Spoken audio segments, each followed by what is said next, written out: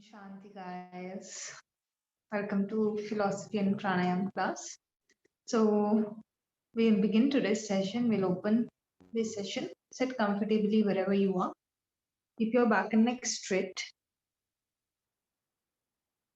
And once you sit comfortably, gently close your eyes.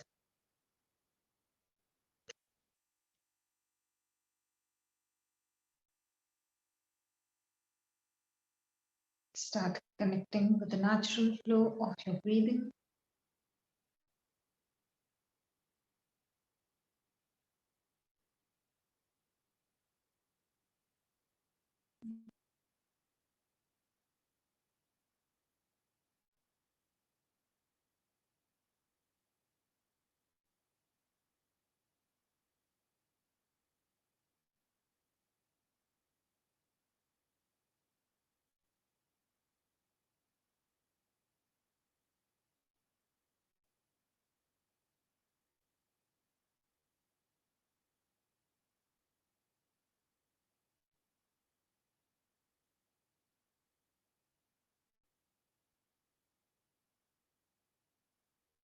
Now slowly shift your attention to your body.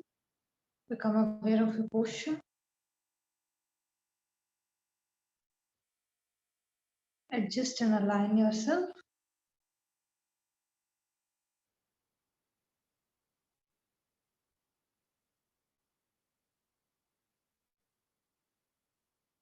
Gently come back to your breathing again and begin to deepen the breath.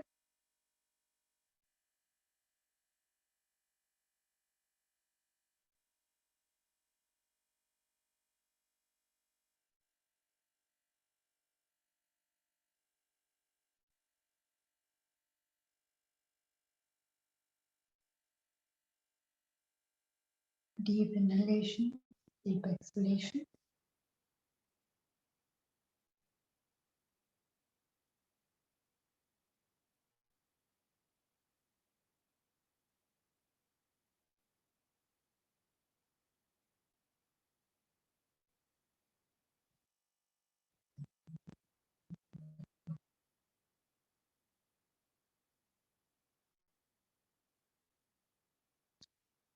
We are going to open today's session with 3 Oms and 3 Shantis.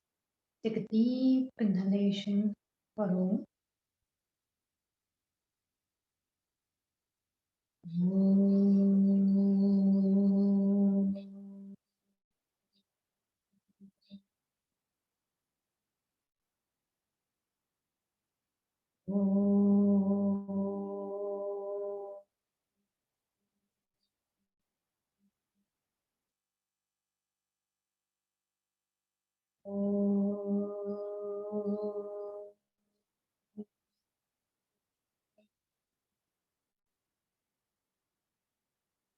Shanti, Shanti, Shanti.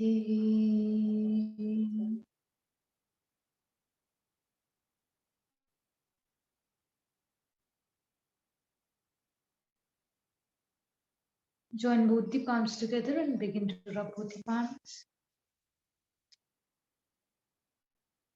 Place the palms on the eyes.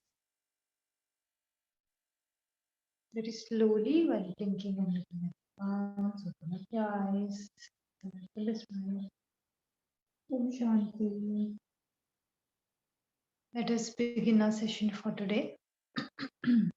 So, in the previous session, we have completed the topic of Bhakti Yoga.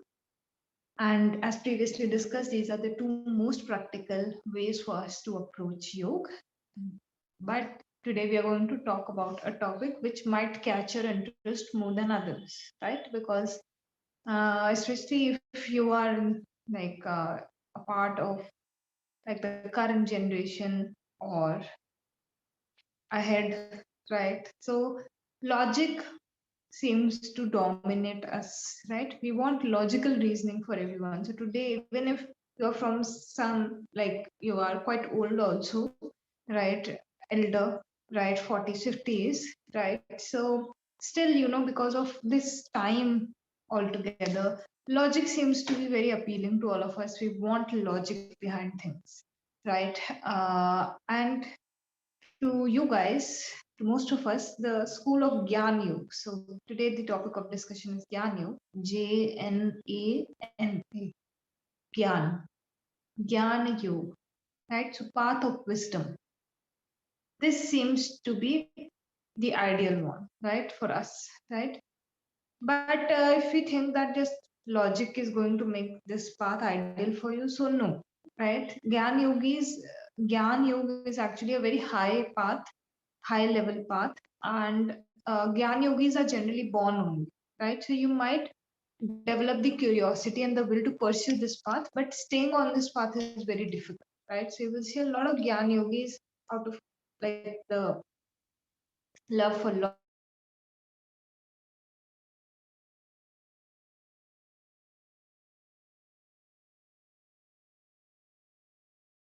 one portion of the mind through another portion of the mind.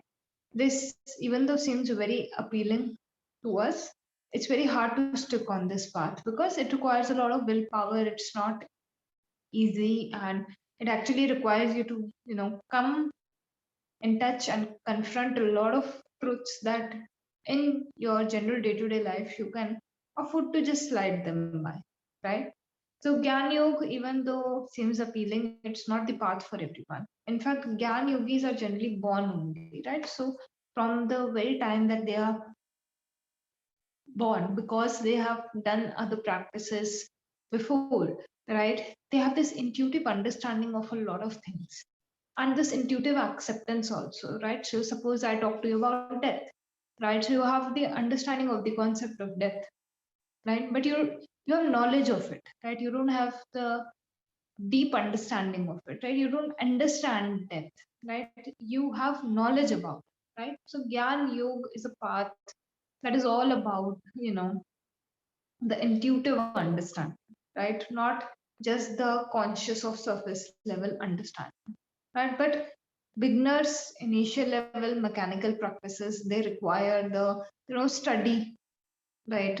Um, Putting in the hard work, the effort towards the study of the various scriptures, study of the various texts, right? But eventually it brings you to a place where you develop understanding of those concepts rather than just reading it, right? So Gyan Yoga is different from knowledge, right? uh, Gyan Yoga is talking about your wisdom only comes in when you try something, right? So in these classes, like I give you a lot of tricks, you can go ahead, do that, go ahead, experience that thing, maybe change this thing in this way, and then try to see what happens, right? So I'm giving you knowledge which you act upon. Once you act upon it, what you do, when you do it, you develop some wisdom, right? You develop some understanding. Okay, this is there, right? So this wisdom, it guides you in your life also. So most likely if you are sitting over here in these classes, you have the enthusiasm to just try different things and see how your experience is leading you, right? So Gyan Yogi also similarly, sorry, whatever information is written in the Vedas, the Upanishad, other important texts, they read those pieces of information, they practice those things, they meditate upon those things, and once they get the experiential understanding of that thing, so they convert. This conversion rate is very high in Gyan, right? If you open the 7th chapter of Bhagavad Gita, Lord Krishna, he talks deeply about Gyan Yoga, right? So if you are interested to learn more, you can go ahead and see the 7th chapter of Bhagavad Gita. Now, there is a very important premise of the school of Gyan Yoga, and that premises that all the suffering that is caused to us, it's caused by one thing, and this one thing is called avidya. A-V-I-D-Y-A.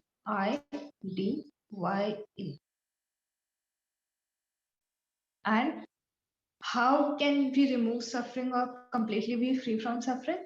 Through the development of discrimination, right? The discrimination is called Vivek, V-I-V-E-K-A, Vivek, right? So through the development of Vivek, the ignorance can be removed, and this is because of ignorance that we end up, doing certain things or not doing certain things, right? So it's the ignorance. So what is this ignorance? Ignorance is mistaking something to be something else, right? So like something which is temporary in nature, I'm perceiving it to be permanent, right? Something which is, you know, uh, giving me sadness, I'm perceiving it as giving me happiness, hence I do more of it, right? So this misconception kind of where the, the thing actually is one thing and I'm perceiving it to be another, right? This is considered to be the root cause of everything. If the awareness is not there at the time of at the initial stages, then this mistake like of just like sowing the seed, right? So ignorance is happening when I'm sowing the seed, right, for whatever I'm doing. So suppose I'm just sowing the seed of lemon tree, right? I've used this example before also, right? If my awareness is not there, then of course I will sow in that thing, and once I sow in that thing, then of course it's going to give a fruit. So there is no point, like Gyan Yoga says, that you know crying later on that, oh, it's a lemon, I wanted a mango. That shouldn't be the case. The awareness should be when you're planting the seed, right? So just a moment.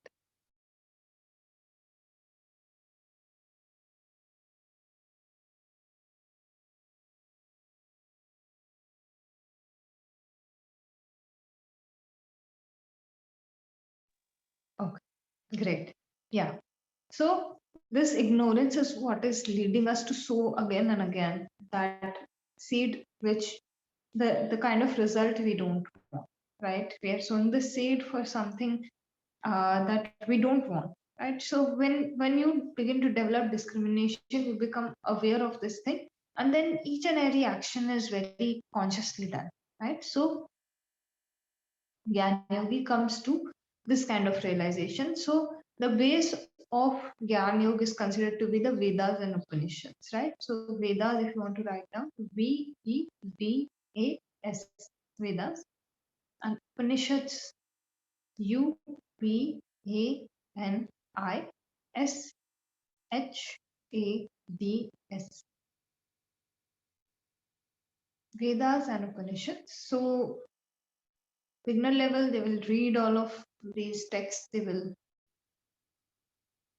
try to comprehend what has been written. They will try to understand what is being said. So these are beginner level practices of Gyan Yoga.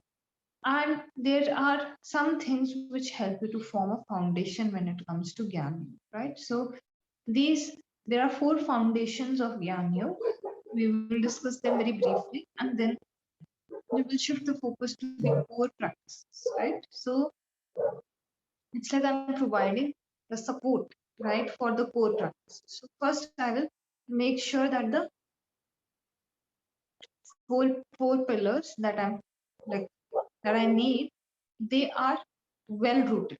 Okay, then they will be able to support something above them, right? So these 4 pillars, they are generally, like speaking, there are the first pillar, it is discrimination only, right? So first thing that Gyan Yoga says, and start developing discrimination immediately, right? So you will find a lot of people, they think Gyan Yoga is just about reading the Vedas and Upanishads, right? Which is completely incorrect. Why? Because the information is garbage to me if I'm not able to change my life on next basis, right? You will see so many people who are literate, so such good qualifications they have, and you will not like find that they are able to do the basic things in life, right? So what good is that knowledge, what good is that PhD or that masters if you are unable to do something in your life, actually change something in your life, right?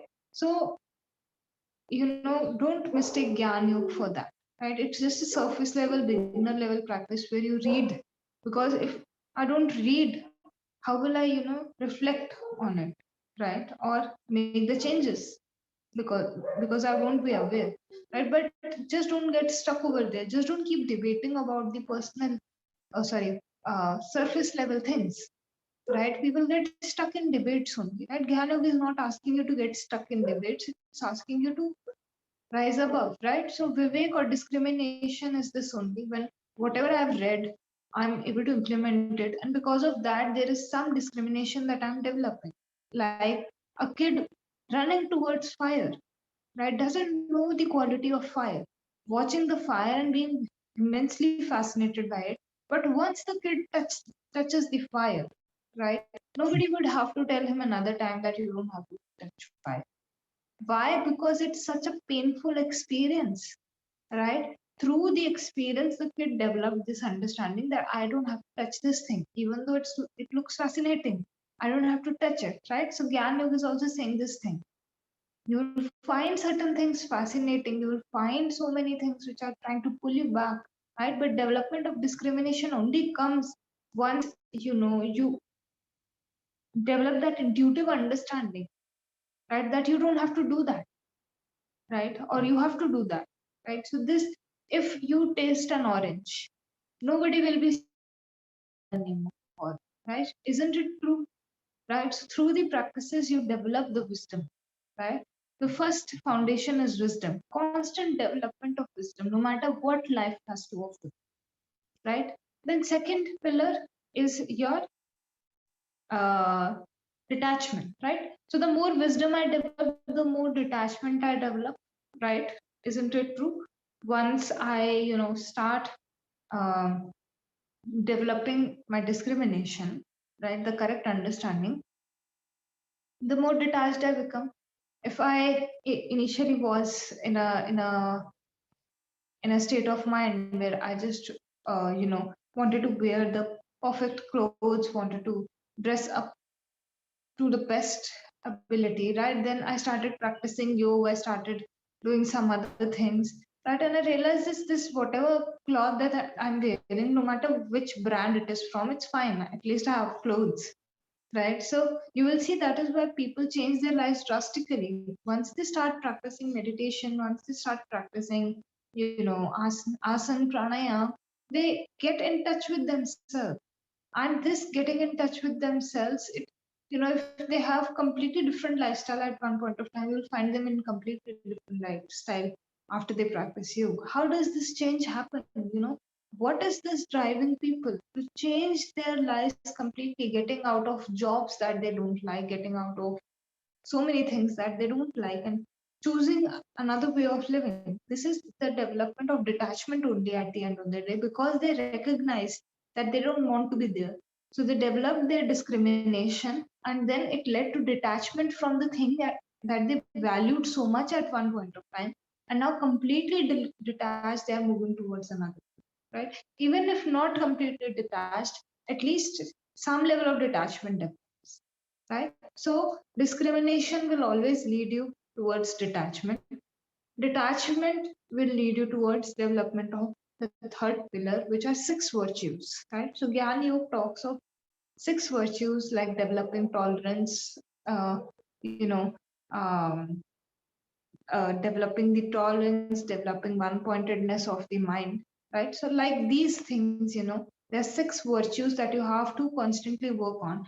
I'm giving one drop in each of the six virtues as I walk on the path of Jnana, right? It's like watering the plant every day, right? Watering all the six plants every day, not watering one thinking all others will get watered too. No, appropriate amount of water or drop by drop addition to each and every one of the six virtues. This forms the third pillar, and which leads to the fourth pillar, which is your intense desire to be free, right? So you want to be free from the suffering altogether. There's an intense desire that comes up in the Gyan Yogi, right? If you read about the stories of so many yogis, right? It just took few instances and they left everything behind. They were not forced to leave everything behind. No yogi ever forces themselves to leave the world behind, right? They just understand it is the right time for them, right? Or now something is more valuable to them than the world around them, right? So if you look at Buddha's story also, so he was born and brought up in a very lavish kind of kingdom, right? And he wasn't allowed to, go out of the uh, palace, right? His area, right, where the king used to live, that entire area, he wasn't allowed to step out, right? So one day, out of curiosity, he stepped out of that boundary. And once he stepped out of that boundary, right, had he encountered four instances, right? And those four instances, after he encountered those, he made a firm decision that unless and until he finds the path to be free from all the sufferings, he is not going to, give up before that.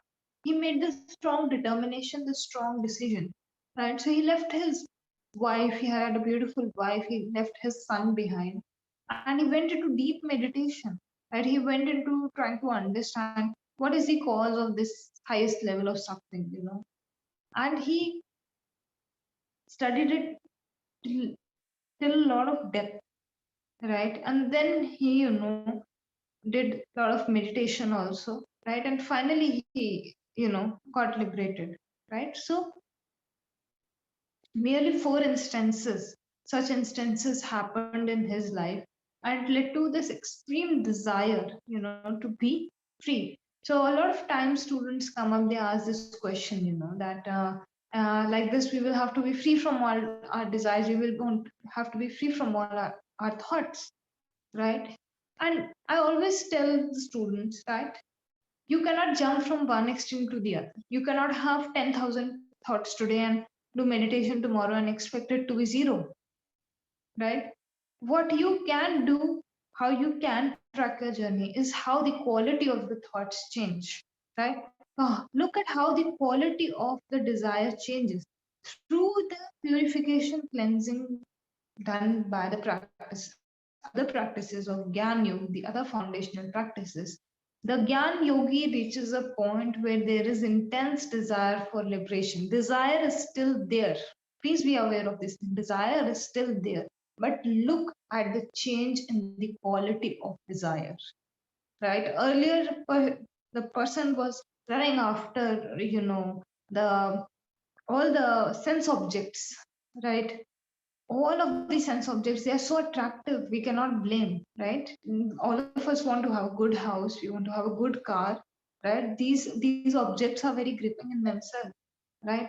But moving from the desire to attain these objects, we are moving towards a much, you know purified form of desire where we want to be free from all these sufferings. It's a huge kind of shift, right, from one quality of desire to the other. But if I want to walk from here till maybe the shop outside, I am bound to cross like certain places, right?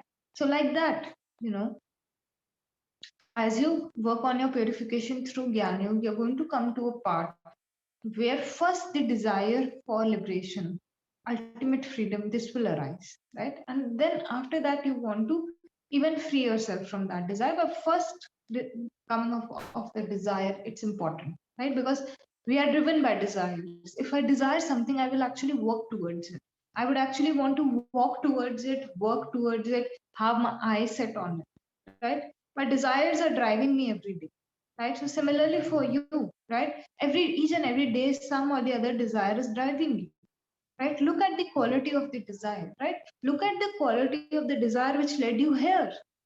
Can you consider it to be the same as having a desire for maybe wanting to have an ice cream or wanting to buy the latest, model of a car? No, this desire which led you here, it's of such a different quality. You joined this course, right? Looking for something, right? So these are the four foundational pillars. Once you get strengthened in all of these, then you can go into the core practices. What are the core practices? Those are of utmost importance to us. First core practice is called Shravan. Shravan. Shravan. Listening, right? Something we are not trained to do, right? Most of us, we just want to talk, we want to share, but we haven't developed the, you know, quality of listening. So I would encourage you, even if you are not ready for Gyan Yoga, at least these three core practices, try to get them into your life. First thing, make yourself capable enough of listening. If somebody is, telling you something, be there with full concentration, be there with that person, full concentration, listen to each and everything that they are saying, right?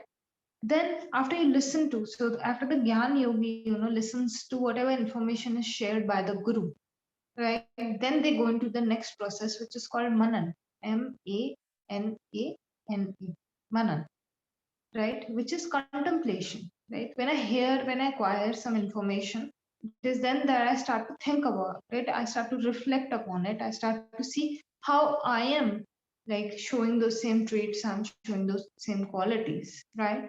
So your Shravan will lead you to Manan, where you're actually contemplating the ideas that Gyan Yoga is trying to tell you about, right? You're trying to analyze the analysis of the mind. It's very heavy in this stage, right? First stage, you are completely surrendered. You're just listening to what is being told. Second stage, you are completely in your logic mode, right? You want to make sense of everything. You want to see, analyze how you have, approached your life in this way, and how if you tweak or change your approach to what is being said, how the quality of the life it can be different, right? Or how that situation could have been different if you would have been thinking in that way, right? So deep analysis is done, right, by the Gyan Yogi. And then they go into the third practice, which leads to the conversion of whatever they have heard and contemplated upon into seeing how it is happening with them, or having the very practical or experiential approach. This step is called Nididhyasana. Nidhyasana.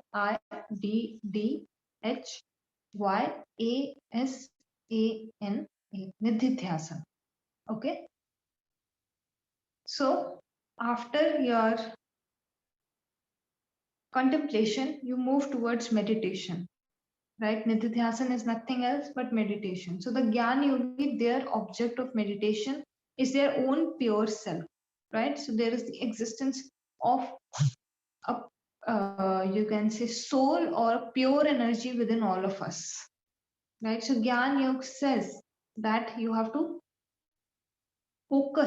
shift your, or make the object this pure energy which is driving you, right?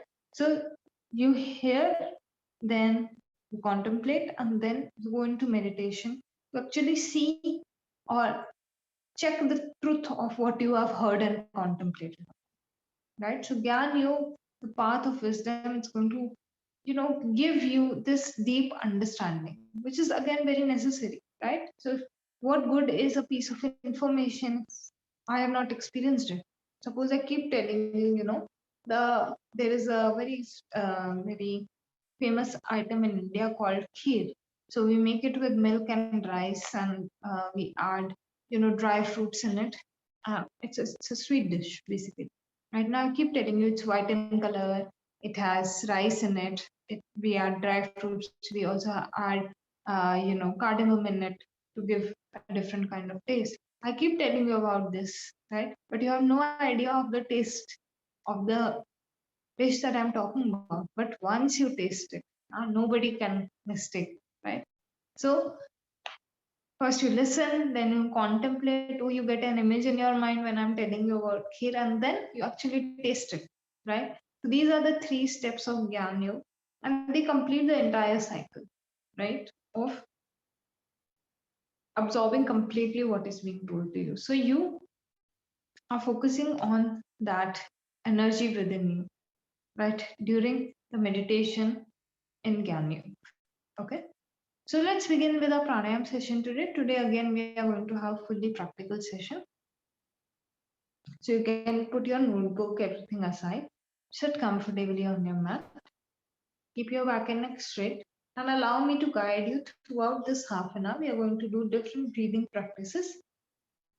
And if you are unable to understand how to do one practice, you can just place your palms on your eyes, open up the eyes then, and then look at the screen, because I will be giving you first demonstration. I will be giving you along with the instructions, and then I will not like perform the pranayam, but for just the basic understanding, I will give one demonstration. So don't worry, all the pranayams we have already covered.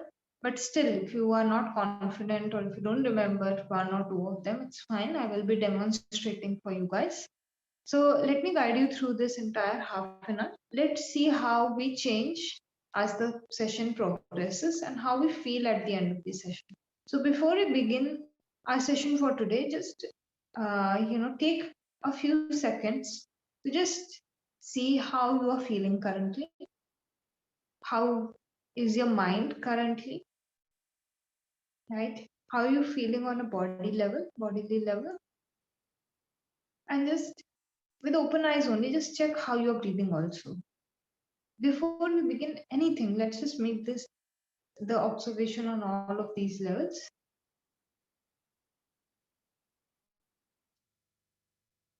Now come in any comfortable position. Keep your back and neck straight. And when you feel ready, very gently close the eyes. If you're wearing specs, remove your specs. Close the eyes.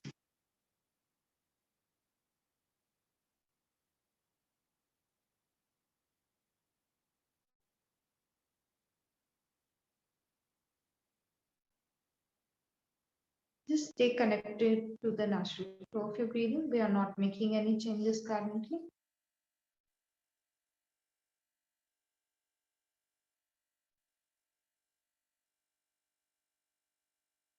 Slowly shift your attention to your body. If you still need to make any adjustments, just feel free to do so. After this, try to not move your body, but if you need to move the body, move it very slowly.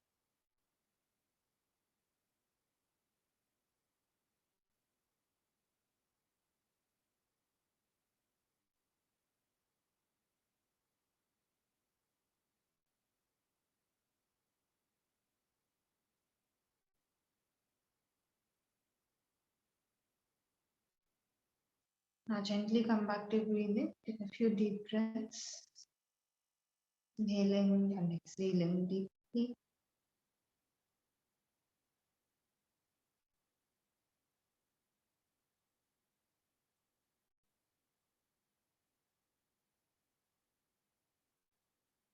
If you feel the need, you can set an intention for your practice.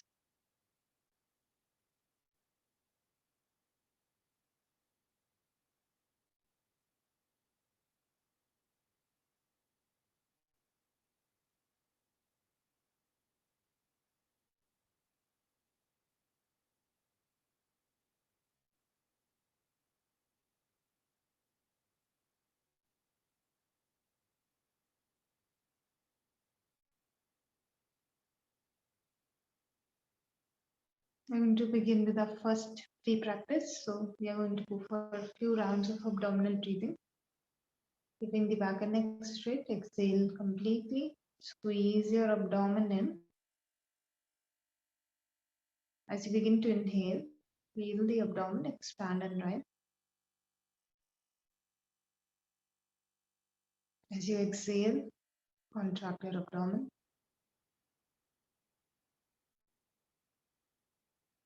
Continue your practice like this. Inhale, abdomen out. Exhale, abdomen in.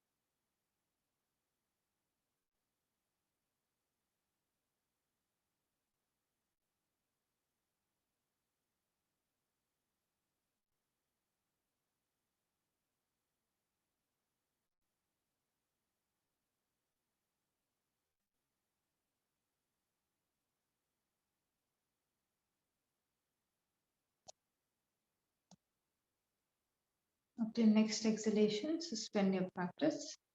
Come to the natural flow of breathing once again.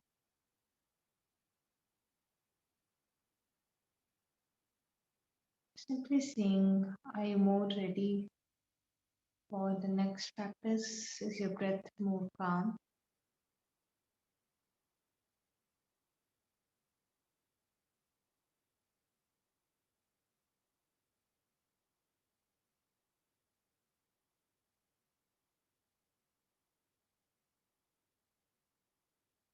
Keeping the back and neck straight, we are going to begin with the practice of Anulom Vilom.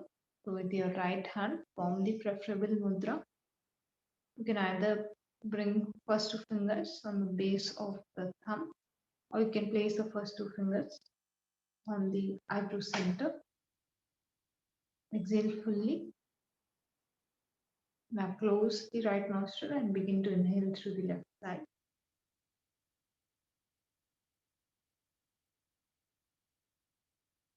Close the left nostril, open the right nostril, exhale.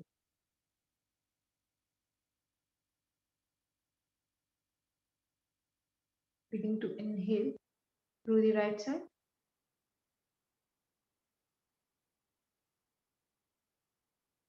And then close the right nostril, open the left nostril, exhale.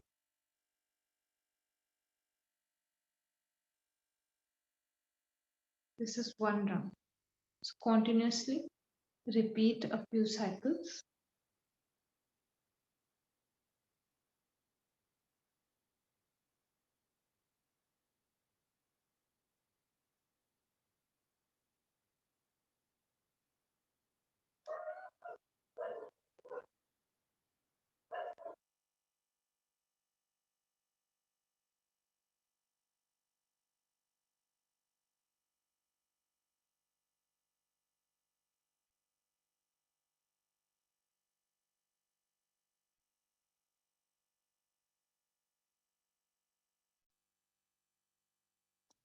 Feel the breath as you alternate between the nostrils.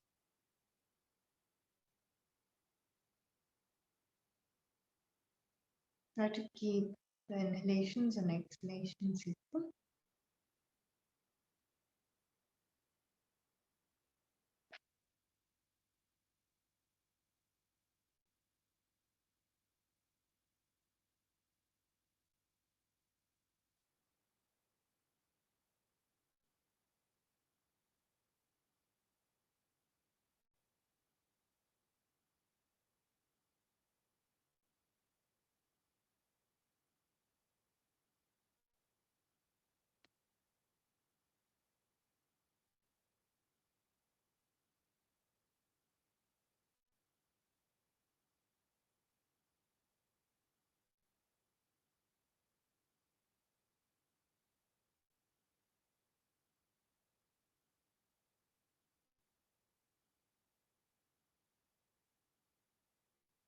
Just feel the breath, stay connected to your practice.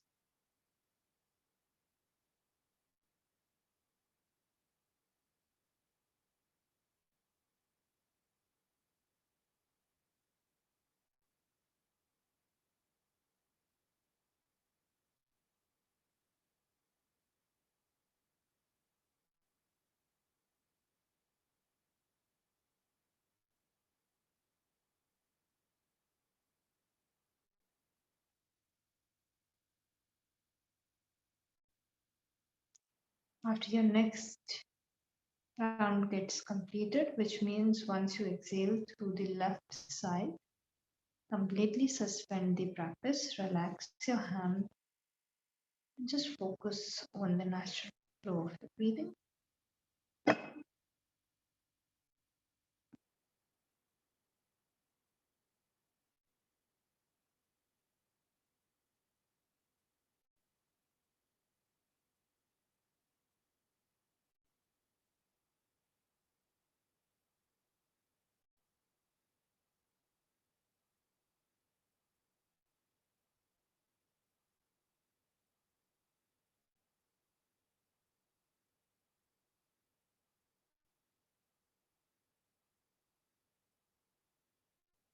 Now prepare yourself for the next practice. We are going to practice Ujjayi Pranayam. Make sure that there is a voice on the back side of your throat when you are inhaling and exhaling. Right? So during both the processes, keep your mouth shut and breathe in and out through the nose. So after your next exhalation, begin to inhale and create a wave-like sound at the back side of your throat.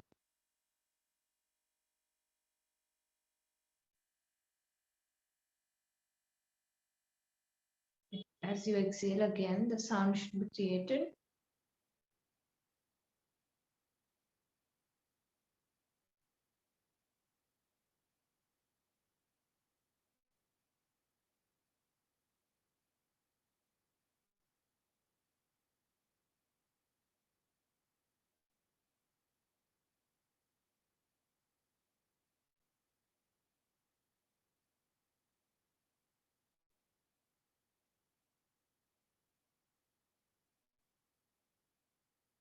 Keep continuing your practice like this.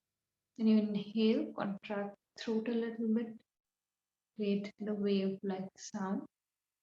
And you exhale again. Make sure to create that sound with each passing breath.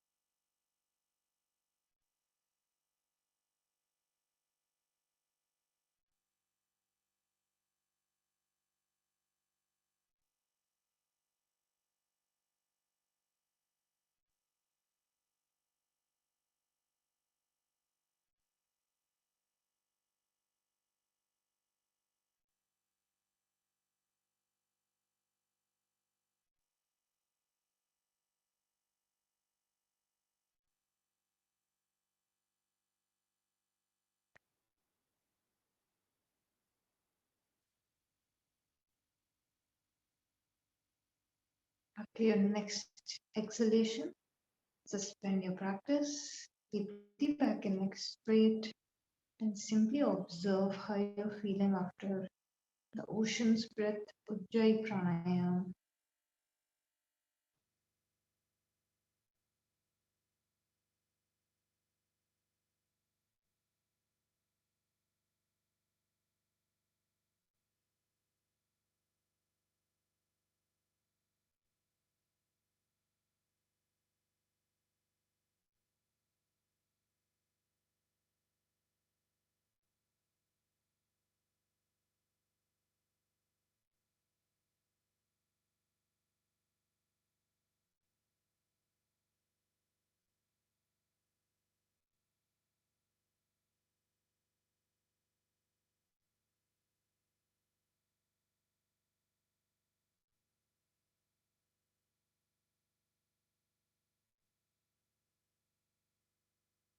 Prepare yourself for the next practice. So we are going to go for Shikli and Shitkari. So whichever one you are able to perform or prefer more, you're only going to do one of them.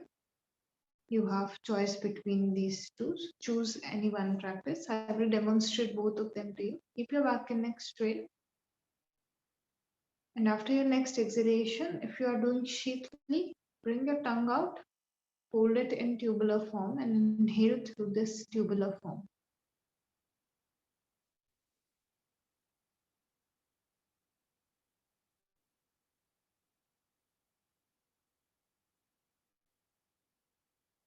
So once you have inhaled, close the mouth, take the tongue back and close the mouth and then exhale the nose. If you want to go for the practice of Shitkari, keep the teeth together, open your mouth and then inhale through the gaps between your teeth.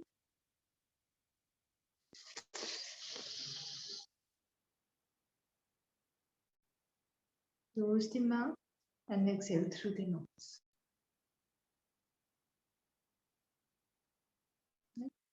Whichever one you liked out of these two, you prefer to perform.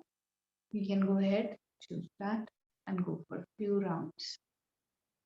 Feeling the coolness that is generated by the Shitli or Shitkari breath.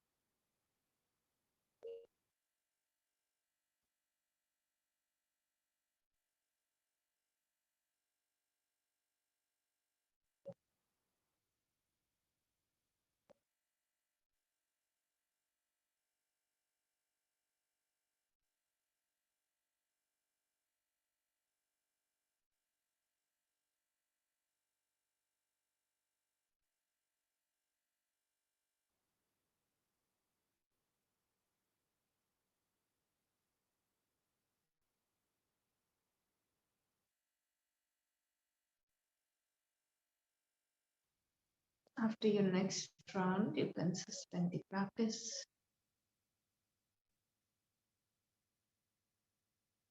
After exhaling through the nose in the next round, suspend your practice.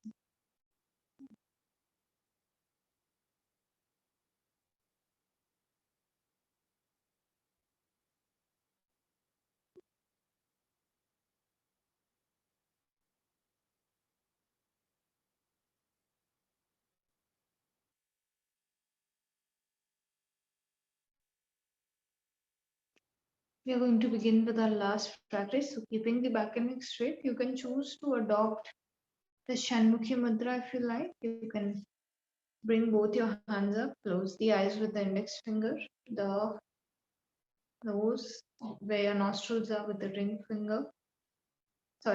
finger, ring finger above the lips, little finger below the lips. Curl your fingers a little bit and then close the nose with the thumb.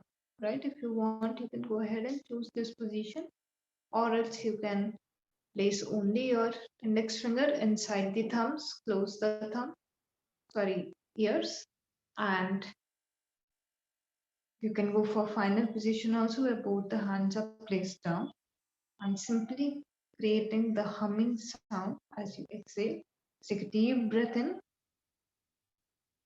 and create the humming sound. Keep your mouth closed.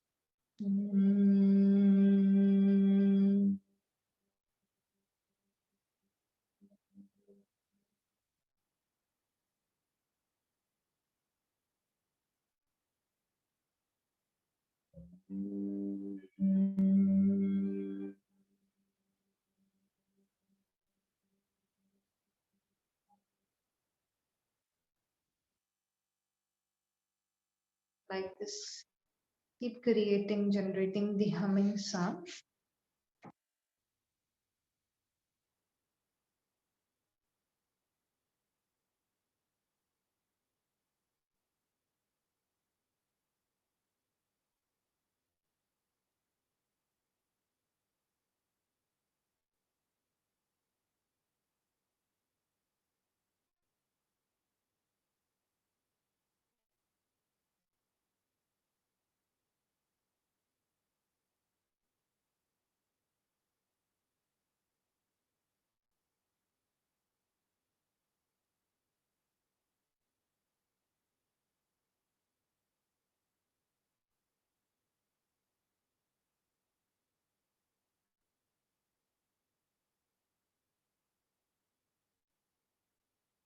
Take deep breaths in and then create the humming sound. Try to keep the voice slow and try to make your accent as nasal as possible so that you feel the vibrations in your forehead, in your face region.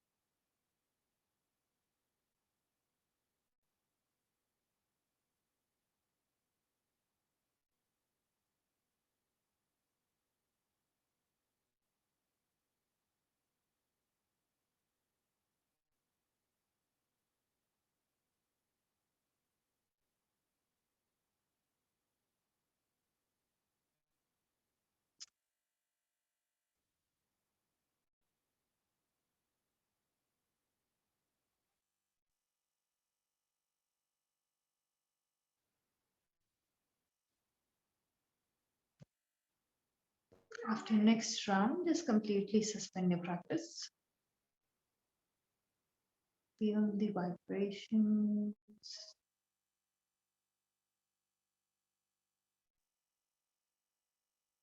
Feel the impact of the pranayama, soothing and calming.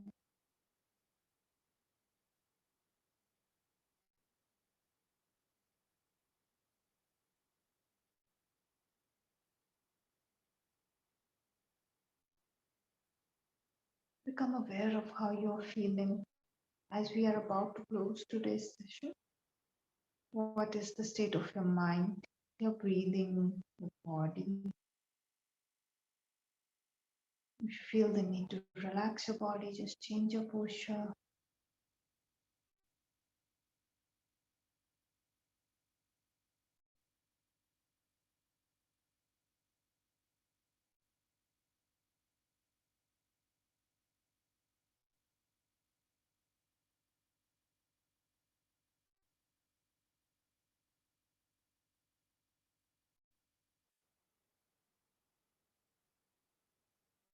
We're going to close our session by chanting Om one time, followed by three Shantis. Take a deep breath in for Om.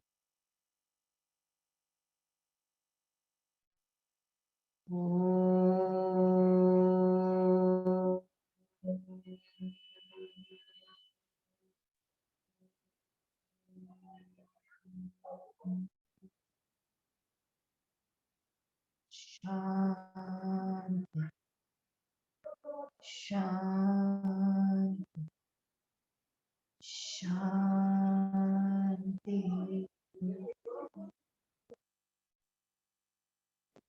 Vibrations, feel the sensations.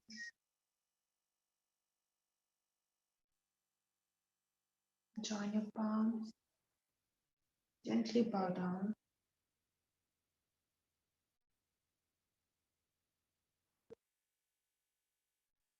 Begin to rub both the palms together.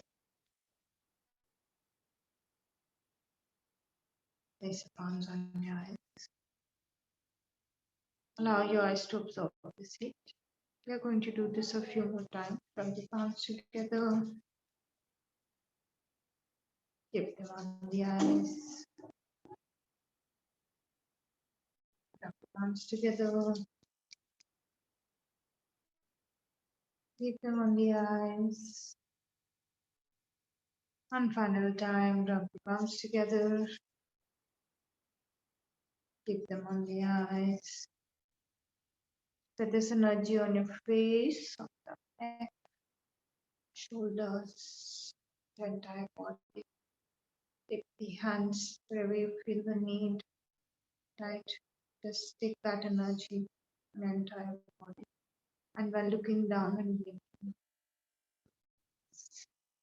relax. Om Shanti to everyone. Take care and bye-bye.